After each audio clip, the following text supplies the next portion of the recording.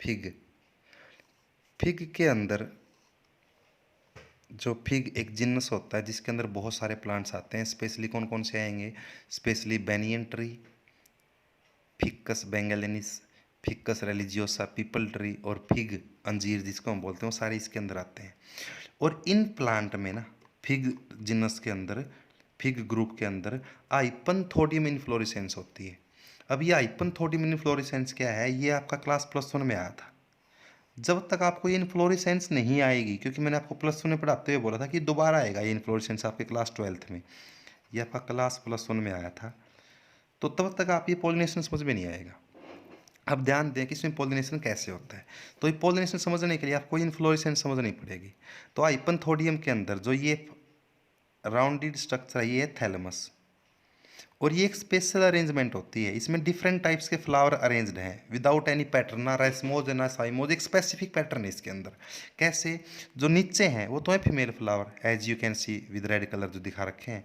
ऊपर जो ग्रीन से दिखा रखे हैं ये है मेल फ्लावर, और जो साइड में जिसको हम ब्राउन से, ये जस्ट रिप्रेजेंटेशन है कलर के लिए। मेरा ऐसा मानना है कि कलर डायग्राम बच्चे को और इजीली क्लियर समझ में आता है। साइड में है न्यूट्रल फ्लावर। अब हाइपनथोडियम इन्फ्लोरेसेंस में बात करें तो इस फ्लावर, इसमें प्रोटोगाइनस कंडीशन है। प्रोटोगाइनस का मतलब जो फीमेल फ्लावर हैं वो डेवलप फर्स्ट होएंगे, वो पहले डेवलप हो जाएंगे। अब क्या होगा कि जो वास्प है, जो वास्प है वो अपने eggs, these are the eggs, वो अपने एग्स डिपॉजिट करता है। ये एग्स हैं, क्या है ये? एग्स। अब ये एग से लार्वे बनेंगे जिसको हम बोलेंगे groups. Larvae of the wasp is called groups. वो फीड कर जाएंगे, खाएंगे किसको? न्यूट्रल को। न्यूट्रल फ्लावर्स को तो खा जाएंगे। मतलब न्यूट्रल फ्लावर तो एक प्रकार से किसका काम कर रहे हैं? Provide the nutrition to the developing groups. और जब ये ग्रुप्स डेवलप होकर बाहर निकलेंगे ना, तो they strike with the male flower और पोलन ग्रेन नीचे गिर जाएंगे। क्लियर हो गया? दोबारा सुन लो। फीमेल वास्प आई, एग दे के चली गई, राइट। अब जब वो एग दे के बाहर जाएगी, तो सॉरी, एग से क्या बन गए? लार्वे बन गए। लार्वे को ग्रुप्स बोलेंगे, ये ग्रुप्स फीमेल फ्लावर को खा जाएंगे। और जब ये वास्प बाहर निकलेंगे तो कुछ पोलन ग्रेन इन पे टकराएंगे और कुछ पोलन ग्रेन नीचे गिर जाएंगे, इन्हें पोलिनेशन हो जाएगा। एक प्रकार से इसको हम क्या बोलेंगे? ट्रैप डोर मैकेनिज्म बोलेंगे। यहाँ पे भी म्यूचुअलिज्म है, को इवोल्यूशन है, को एक्सटिंक्शन है। मतलब इसके अंदर सिर्फ यही इंसेक्ट, ब्लास्टोफेगा इंसेक्ट ही पोलिनेशन करवा सकता है, और कोई इंसेक्ट और कोई वास्प यहाँ पे पोलिनेशन नहीं करवा सकता। अगर वास्प खत्म तो ये प्लांट्स खत्म, प्लांट खत्म तो ये वास्प खत्म। मतलब जो जब दो स्पीसीज बहुत टाइटली लिंक्ड हों, अगर उनमें से एक स्पीसीज खत्म हो जाएगी तो दूसरी स्पीसीज भी खत्म हो जाएगी। दिस फिनोमिनन इज कॉल्ड को इवोल्यूशन एंड को एक्सटिंक्शन। नेक्स्ट आपका है बेटा लास्ट, हम पढ़ रहे हैं स्पेशल एनाटोमोफिली। स्पेशल एनाटोमोफिली में हमने पहले पढ़ा था पॉलिनेशन इन सेल्विया, दूसरा था हमारा पॉलिनेशन इन यूका, तीसरा था हमारा पॉलिनेशन इन फिग, और जो फोर्थ है वो है पॉलिनेशन इन ऑर्किड्स। अगर मैं ऑर्किड्स की बात करूं, इनके बहुत स्मॉल फ्लावर्स होते हैं, आपको पता है। ऑर्किड प्लांट है ophrys speculum, this is the name of a plant, और इसमें पॉलिनेटिंग एजेंट है कोल्पा एयूरा, ये एक मोथ होती है। ध्यान से सुनना भाई। अब इस प्लांट में खास बात क्या है? बहुत स्पेसिफिक सा मैकेनिज्म होता है, यहाँ पे इंटरेस्टिंग सा मैकेनिज्म होता है। इस प्लांट में one of the petal of the flower, flower की एक पेटल, किसकी? फ्लावर ऑफ ऑफरस की। जो ऑफरस है, जो ऑर्किड है, इस ऑर्किड के फ्लावर की वन ऑफ द पेटल, समझ में आया? जो ऑर्किड प्लांट है इसका जो फ्लावर है, और फ्लावर में पेटल जो है, कोई एक पेटल लार्ज साइज की होती है, और वो पेटल मैच करती है फीमेल मोथ के साथ। मतलब अगर आपके सामने मैं ऑर्किड प्लांट के फ्लावर की पेटल रख दूं और उसके बराबर में फीमेल मोथ रख दूं, तो आप यू कांट इजली डिस्टिंग्विश कि कौन सा पेटल है और कौन सा मोथ है, राइट। दोबारा फिर सुन लें। ऑर्किड प्लांट में फ्लावर की एक पेटल मैच करती है फीमेल मोथ के साथ, किसमें? In shape, colour and markings. Petal पे भी मार्किंग है और फीमेल मोथ की बॉडी पे भी मार्किंग होती है। ओके। अब कोल्पा मोथ की बात करें, इसमें जो मेल मोथ हैं, जब एग्स में से मेल मोथ तो पहले मैच्योर हो जाएंगे और फीमेल मोथ बाद में मैच्योर होते हैं। अब जो मेल मोथ मैच्योर हुए, मेल मोथ तो बन गया लेकिन अभी तक फीमेल तो नहीं है। अब ये मेल मोथ क्या करेंगे, they visit flower to flower, ये फ्लावर्स टू फ्लावर विजिट करते हैं। क्यों विजिट करते हैं, क्योंकि इन मेल मोथ को ये लगता है कि ये इनकी फीमेल है, ये फीमेल मोथ है, और they try to copulate with the flower.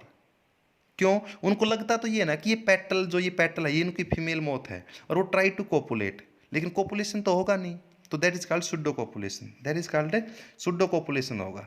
और in this event to try to copulate with female, female के साथ कोपुलेशन करने के इवेंट में they visit flower to flower, और इन दिस वे इवोल्यूशन है, सॉरी पोलिनेशन हो रहा है। और यहाँ पे भी एक खास बात क्या है, यहाँ पे भी इस ऑर्किड में और मोथ में म्यूचुअलिज्म है। इस ऑर्किड को सिर्फ यही मोथ पॉलिनेट करता है, कोई दूसरा पॉलिनेट नहीं कर सकता। अगर ऑर्किड खत्म तो मोथ खत्म, मतलब यहाँ पे म्यूचुअलिज्म है और यहाँ पे को इवोल्यूशन है। को इवोल्यूशन का मतलब अगर एक में इवोल्यूशन होगा तो दूसरे के अंदर भी इवोल्यूशन होना जरूरी है, अदरवाइज को इवोल्यूशन ना होगा तो क्या हो जाएगा, को एक्सटिंक्शन हो जाएगा, दोनों स्पीसीज इकट्ठी खत्म हो जाएंगे। राइट, क्लियर है आपको ये। अब पीछे हमारा एक छोटा सा टॉपिक आया था फ्लोरल रिवार्ड्स, मैंने बताया था these are the benefits. Floral rewards क्या हैं, बेनिफिट हैं गिवन बाय द प्लांट या given by the flower, specially given by the flower. Floral rewards क्या हैं, बेनिफिट हैं given by the flower of the plant, plant के flower जो benefit देता है किसको, इंसेक्ट को, बीज को, इंसेक्ट को, मोथ को, फॉरवर्ड, ताकि वो इंसेक्ट वहाँ पे बार बार क्या करता रहे, विजिट करता रहे।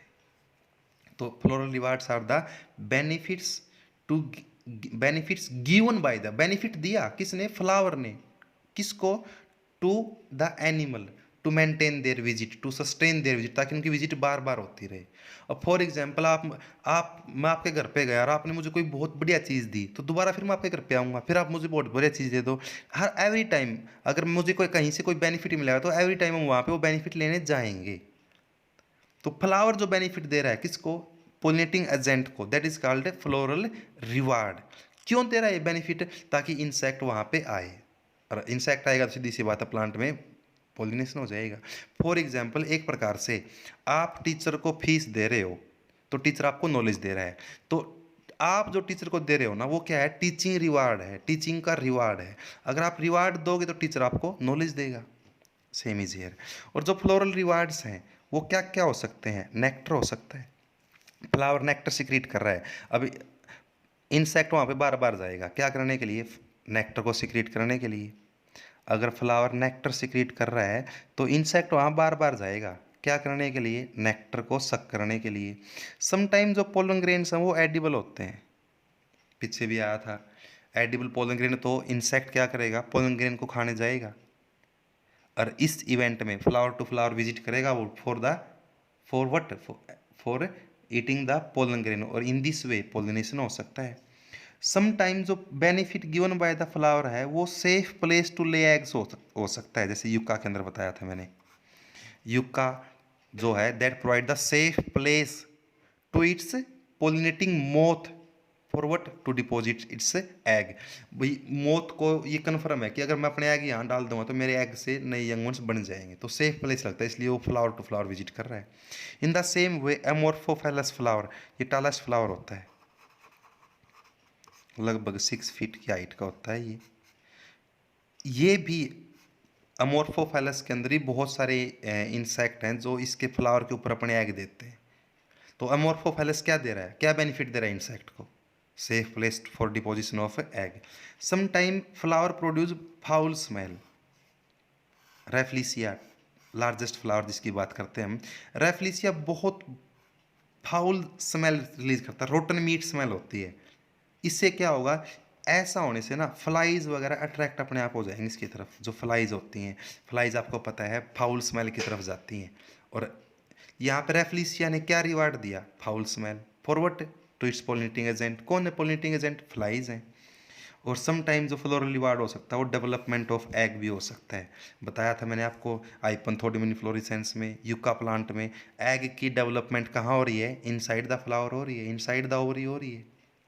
ओके, तो ये थे फ्लोरल रिवार्ड। बहुत अच्छा क्वेश्चन है, ये आपका एनसीईआरटी का क्वेश्चन है और इस पे आपको definitely will get the objective for NEET. अगर बात करें, एक छोटा सा टॉपिक और भी है, पोलन या नेक्टर रोबर्स। बड़ा अच्छा क्वेश्चन है। ये वो एनिमल्स या इंसेक्ट होते हैं जो पोलन ग्रेन बोल दो या नेक्टर बोल दो, या सिंपल सी बात है फ्लोरल रिवार्ड तो ले जाएंगे, फ्लोरल रिवार्ड्स तो ले लेंगे, they will take the floral rewards, but pollination ना करवाएं, पोलिनेशन ना करवाएं। समटाइम इट कैन हैपन कि इंसेक्ट ना रिवार्ड्स तो ले ले लेकिन पोलिनेशन ना करवाए, then they are called pollen या नेक्टर रोबर्स। रोबरी कर ली लेकिन काम नहीं किया। अब क्वेश्चन ये है कि आपको कैसे पता चलेगा कि कोई इंसेक्ट पोलिनेटर है कि रोबर है, कोई इंसेक्ट पोलिनेटर है कि रोबर है, बताओ कैसे पता करोगे। तो अकॉर्डिंग टू एनसीईआरटी बड़ा अच्छा क्वेश्चन है, ये प्रैक्टिकल क्वेश्चन है, हाइपोथेटिकल क्वेश्चन है। तो आप ना एक फ्लावर को देखो, ऑब्जर्व करो फॉर द फ्यू डेज, जब उसमें फ्लावरिंग हो रखी है और वहाँ पे देखो कि इंसेक्ट आ रहा है, तो इंसेक्ट ने आने के बाद पोलिनेशन करवाया कि नहीं करवाया, या सिर्फ वो पोलिनेटिंग एजेंट लेके चला है, सॉरी फ्लोरल रिवार्ड लेके चला गया, राइट।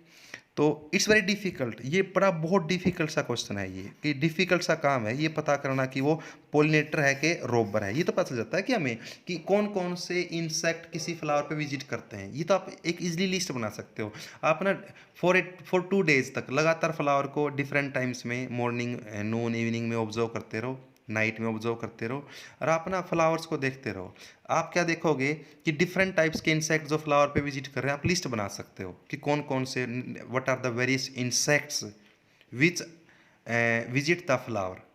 वो आप पता कर लोगे किस फ्लावर पे, मान लो रोज़ फ्लावर है, लेमन है, कोरिएंडर है, इन फ्लावर्स पे मोस्टली कौन कौन से इंसेक्ट आते हैं। You can easily make the list, लेकिन ये पता करना बहुत डिफिकल्ट है कि जो इंसेक्ट था वो पोलिनेटर था कि रोबर था। ओके, तो ये था हमारा एनाटोमोफिली।